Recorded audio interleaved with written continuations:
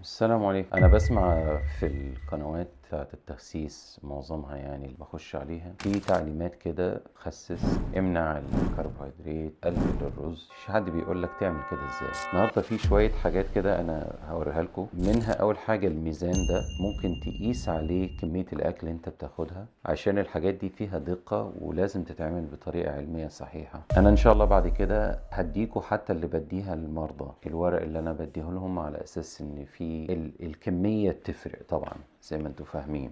في كمان السمارت بودي ميجر ده، بنقيس بيه الاماكن الوسط والدراعات، على اساس ان احنا نعمل متابعة لكمية النزول بعد كده. خسسنا قد ايه وكده بالميجرمنت، لان مش شرط ان الميزان يتغير. ممكن يحصل حاجة اسمها ريكومبوزيشن، الجسم بيقلل نسبة الدهون اللي فيه بس العضل بيزيد، ودي حاجة مرغوب فيها يعني. تالت حاجة انا عايز اوريها لكم النهارده، ودي اخر حاجة، اللي هي البودي كومبوزيشن سكيل. بيقيس لك نسبة العضل قد ايه، نسبة العظم، نسبة الفات، وبتقدر تتابعه. لان الميجرمنت التانية، الطريقة التانية بنقيس بيها اسمها البودي ماس اندكس. دي ما هياش ممكن ما تبقاش دقيقة. فدي الجهاز زي ده بيساعد مع التغييرات اللي في الجسم اللي احنا عايزين نشوفها. وشكرا.